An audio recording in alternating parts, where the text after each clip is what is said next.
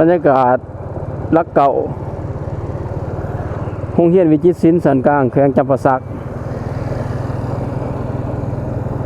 ลักเก่าพี่น้องนครปากเซในปัจจุบันเมื่อนี้บ่เตียงสิมาถ่ายบรรยากาศจากลักเก่าทางเมืองบ่เจียงเจริญสุขนี้เข้าไปสู่เทศบาลนครปากเซในปัจจุบันวันที่1 สิงหาคม 2026มาเบิ่งบรรยากาศนำกันเด้อพี่น้องปัจจุบันนี้เป็นจังไดห่างหายจากปากเซก็หลายเดือนเติบบ่ได้มาอัปเดตให้เบิ่งก้าวเข้าสู่นครปากเซถือว่าเขตนี้เป็นนครปากเซแล้วเป็นทางคอนกรีตเส้นทางกว้างมีอยู่1 2 3 4เบื้องละ4เลนพอดีเป็น8เลนพี่น้องเลย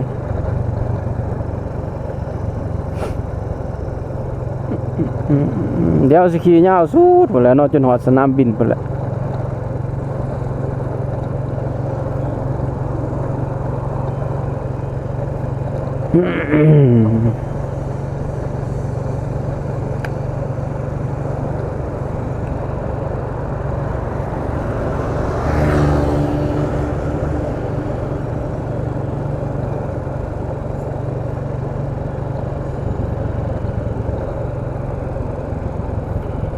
ลัก8ไต่ลัก8ไต่จุดนี้เป็นจุดสถานีผู้โดยสารสีแขงภาคใต้เสกองอัตตปือสารวันแม่นเดินทางจากจุดนี้แล้วเนาะขึ้นรถอยู่จุดนี้สวรรค์เวียงจันทร์อันนี้คือหลัก8เข้าไปคิวรถ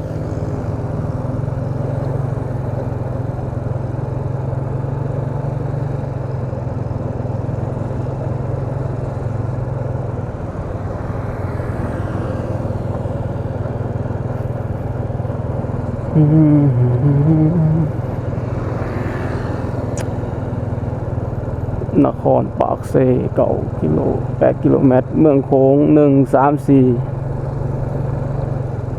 มีโอกาสเฮาสิไปเมืองโขงอีกพี่น้องคลิปล่าสุดเฮาก็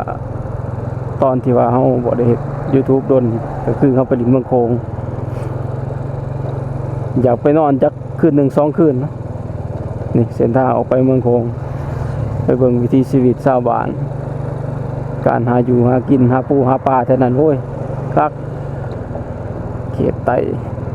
ประเทศลาวเดี๋ยวลองงบประมาณก่อน บรรยากาศลัก8ไต่จุดนี้จะเป็นจุดที่คล้ายเครื่องการเกษตรหลายเลยเนาะว่าจะเป็นปุ๋ยเป็นนาเป็นลูกป้าจุดนี้หลายเลย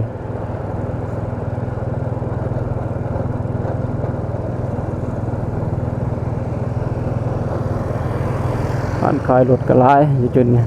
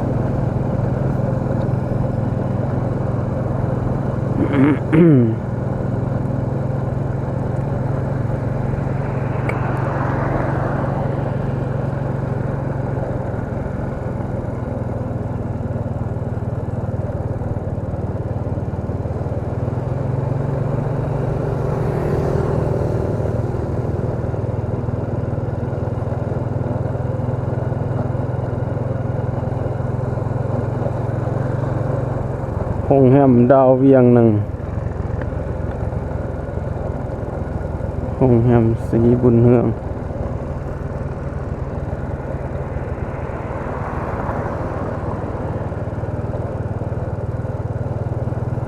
สนามบิน10 กิโลเมตรจากจุดนี้โอ้แถวนี้ขายตูบเนาะขายตูบไม้ไผ่อันนี้สวนสาธารณะอย่างเกาะเขินเดี๋ยวนี้บริเวณเขตนี้เป็นแบบตะกี้โคกๆเด้เดี๋ยวนี้เป็นตลาดบ่ทางในนะตะกี้เป็นป่าใหม่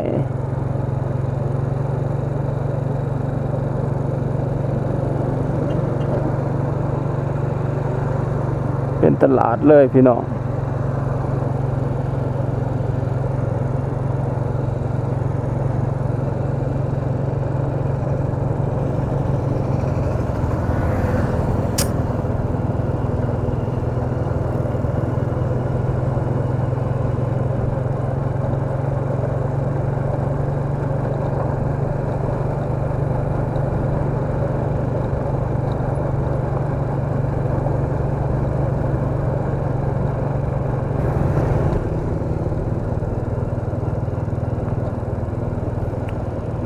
หลัก6โรงแรมสุขสวัสดิ์สุขสันต์1หลัก6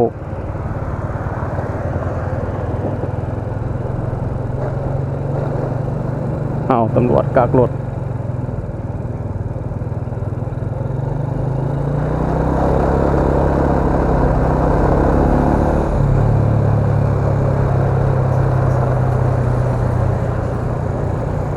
อาหารเกาหลี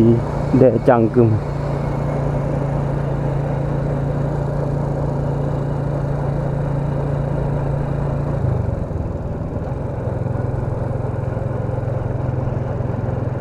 โรงแรมสายลมเย็น2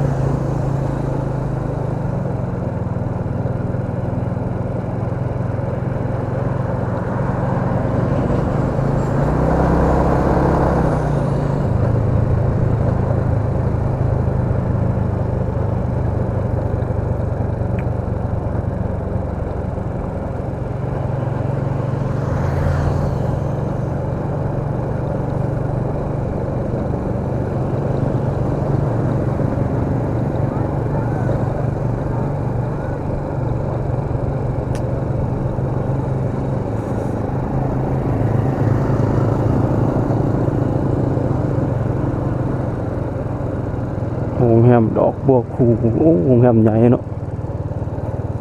หลังใหญ่เลย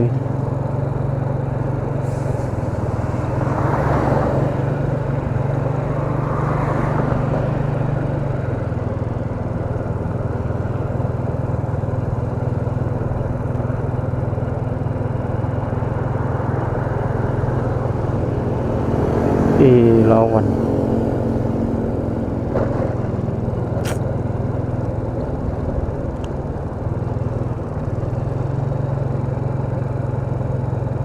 โรงเรียน SOS ปากเซ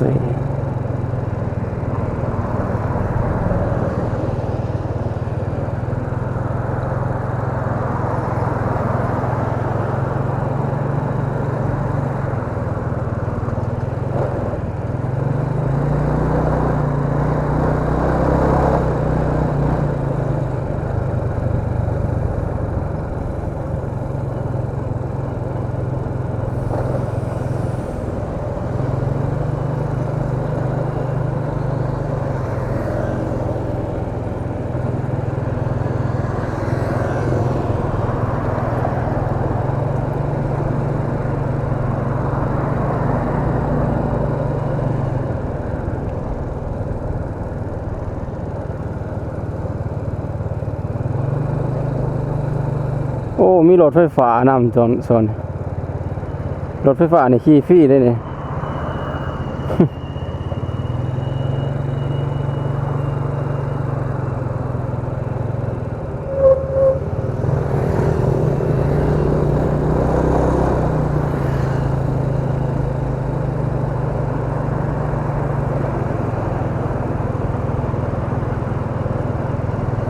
กองบัญชาการทหารแขวงจำปาสักใหญ่เติบเนาะ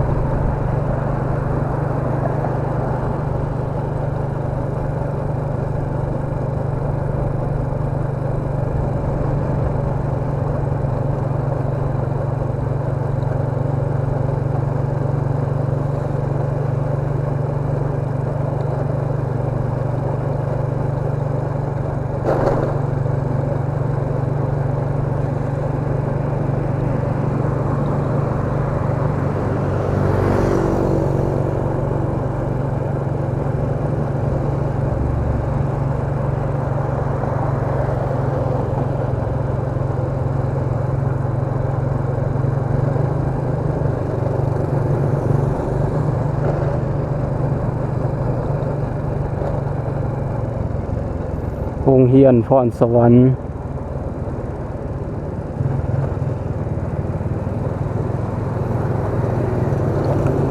ตอนนี้ก็เข้ามาฮอดเทศบาลเด้อพี่น้องปากเซ่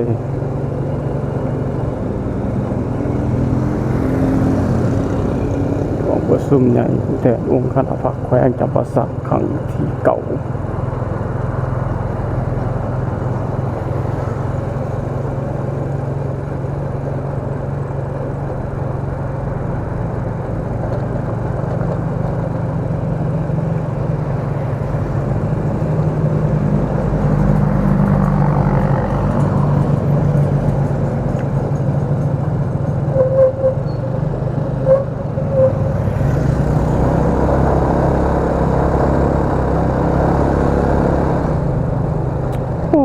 คนปากเซ่ขี่รถเนี่ยตลายเนาะขี่รถจักรนะ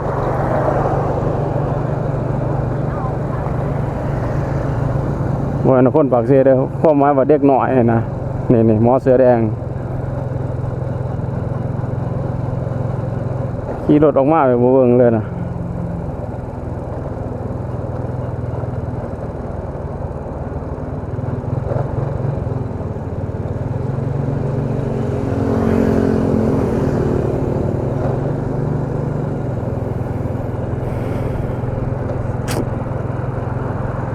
เพื่อนหลังนี่ขี่รถไกลไปไกลมาบ่ได้ก็เลี้ยวเบิ่งตลอดพี่น้องเอ้ยมูลค่าจักสิว่าจักเท่าไหร่100 ล้านบาทพุ่นแหละเท่าไหร่ตื้อเป็นเฮือนคฤหาสน์มีอยู่7 สันพี่น้องเอ้ยตอนเพิ่นขึ้นเฮือนใหม่ๆนี่โอ้ยิ่งใหญ่อลังการเนาะเห็นในโซเชียลเขาลงคือได้ยินข่าวว่าเป็นเจ้าของนั่นเด้เฮือนนี่เป็นเจ้าของคลินิกเรือเป็นแพทย์เนาะแล้วก็เฮ็ดธุรกิจหารคำขายคำโอ้รวยนะ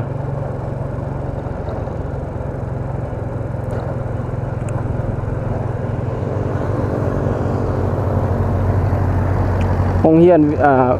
วิทยาลัยสังคู่ปากเซ่เนาะโรงเรียน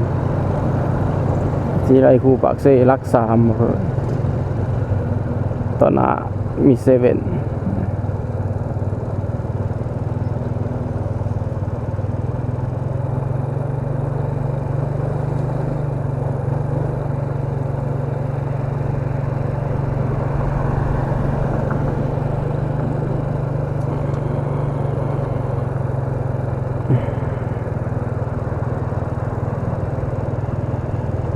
ศาลประสนแขวง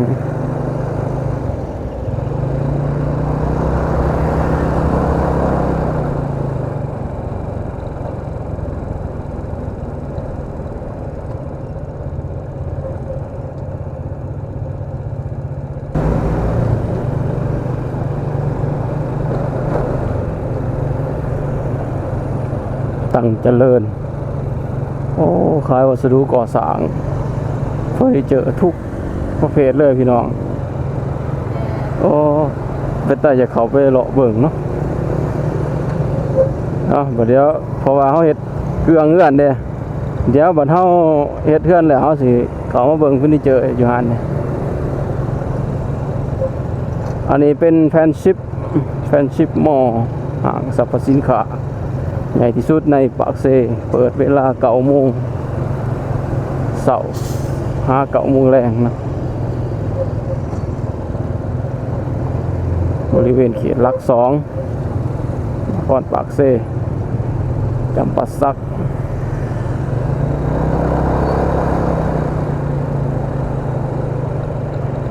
ปั๊มน้ำมันปตท.จุดนี้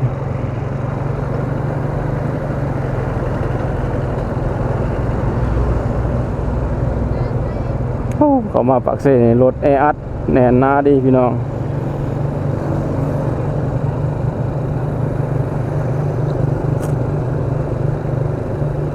นครหลวงเวียงจันทร์669 กิโลเมตรจากจุดนี้ทางด้านข้างเป็นสนามกีฬาหลัก 2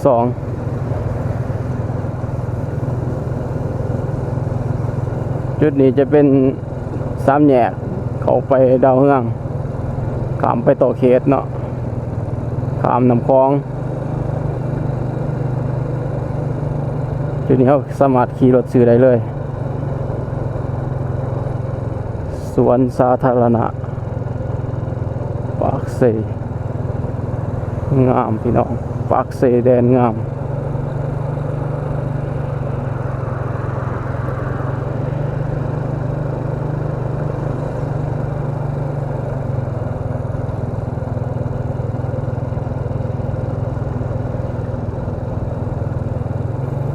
เดี๋ยวไปเบิ่งน้ำคลองพี่น้องเลยน้ำคลองขึ้นหลายบ่ปีนี้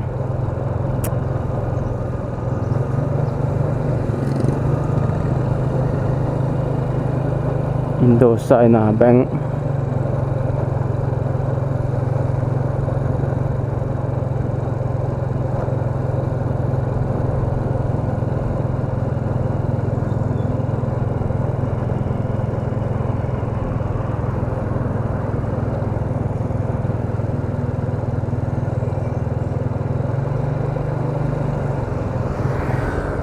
ST Bank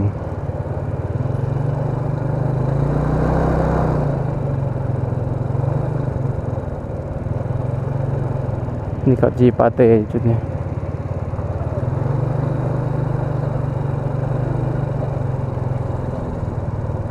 ไฟแดงพี่น้องไฟแดงจอดไฟแดงก่อนปิดแป๊บหนึ่ง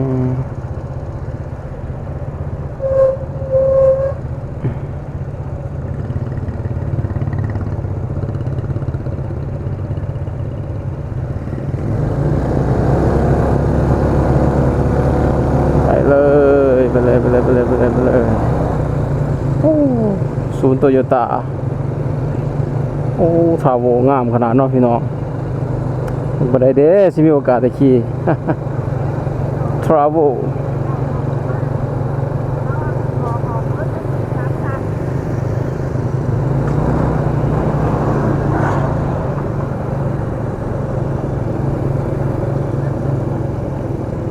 วัดอีหยังก็ลืมแล้วพี่น้องเอ้ยวัดพระบาทวัดอีหยัง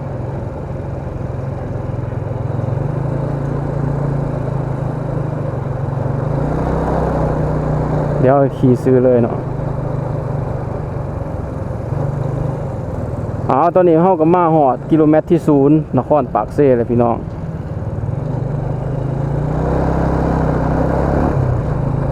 โรงแรมจำปาพาเลสวังเก่าเจ้าชีวิตได้พี่น้องวังเก่าเจ้าบนอุโรงแรมจำปาพาเลสหรูสุดในประเทศลาวโอ้เนาะเห็ดใหญ่ยังกับพี่ลึกพี่เรือเนาะตะกี้เห็ดเฮือนซื่อๆนะฮะ ใหญ่โตโมโหลานจักสิไปอยู่จังใดกระดากระดอ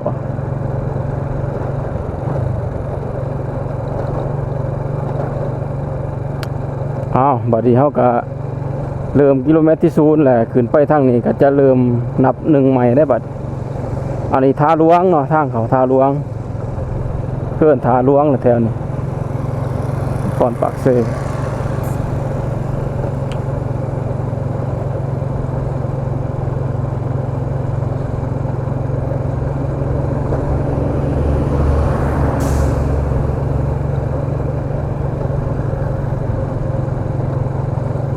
พอดีไฟแดงเลย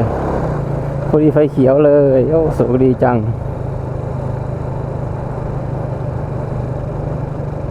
จุดนี้จะเป็นจุดเสารถเนาะนักท่องเที่ยวได้หลายคนเลยมาปักเสแล้วจะลงนี้เพื่อเสารถจักรไปเที่ยวจุดต่างๆอันนี้จะเป็นธนาคารพัฒนาลาวสาขาปักเสงามเลย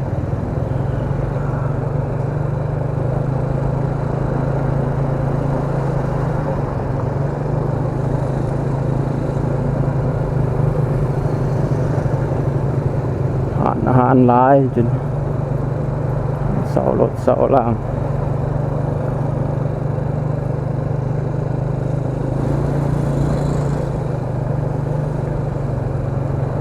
เนี่ยพี่น้องเอ้ยชีวิตในเมืองเนาะวุ่นวายสายสมอนรถหลายอีหลีหอลักเมืองปากเซอิทาหลวง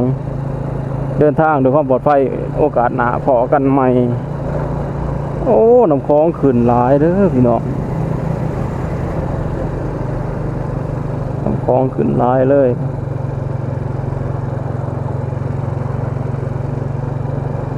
โครงการกันเจือนนครปากเซ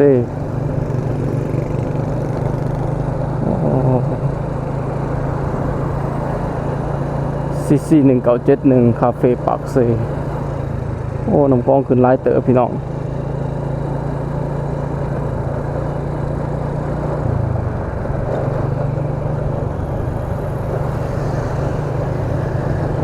บ้านทาหินเนาะทาให้ทาหินคนละฝากสายมือเป็นทาให้ขวามือเป็นทาหินไปให้สิขี่ยาวสุดพุ่นแหละ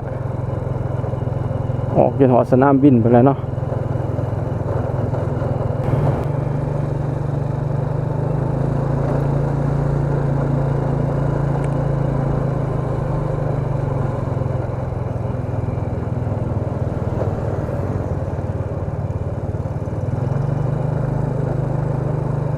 บ้านทาฮีนหาอาหารกระลายอยู่จุด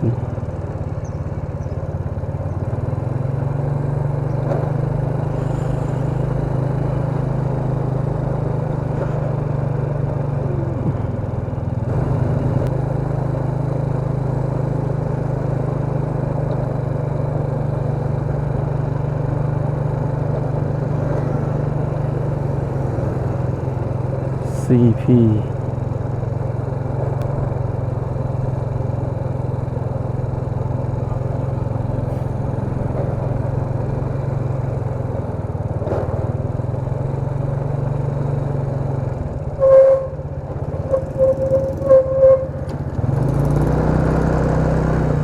ตลาดมีไส้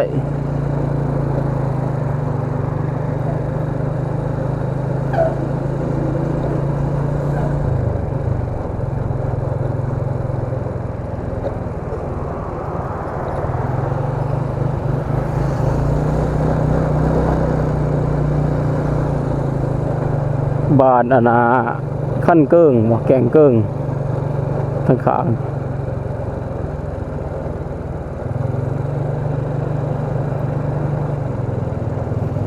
บ้านขั้นเกิ้งเนาะ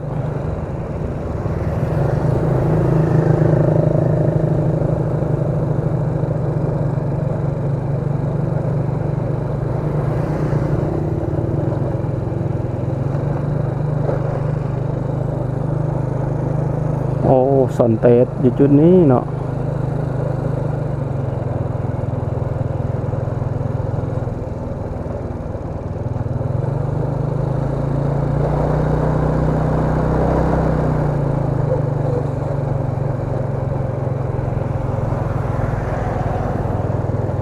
พี่น้องทางขาเฮานี่คือสนามบินเนาะจากบ้านยังเขินบ้านขั้นเกิง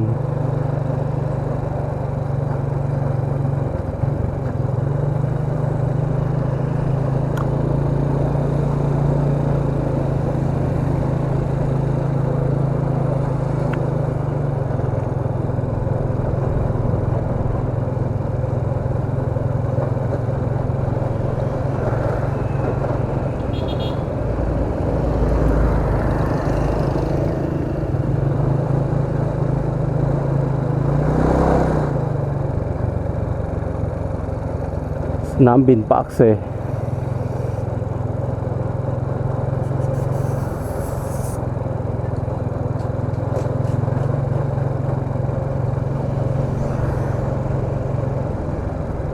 ด่านสากลหนองนกเขียน59เวียงจันทร์664คัวเซโดน2กิโลเมตรไม่มอนี่จะเป็นวงเวียนต่อหน้าสนามบินสากลปากเซเนาะพี่น้อง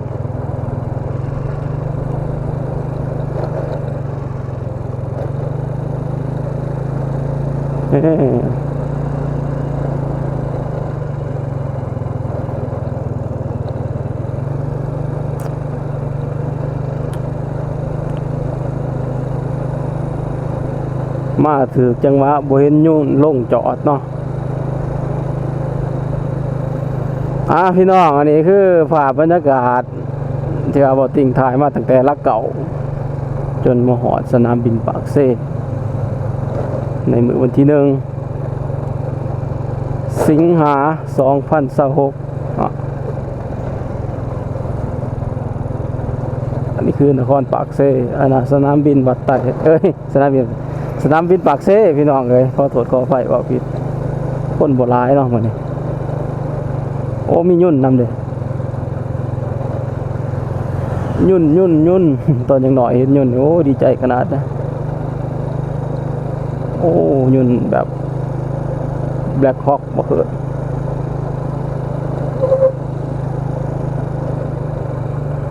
ขอบใจทุกท่านที่ติดตามชมเด้อพอกันคลิปหน้าพี่น้องสบายดี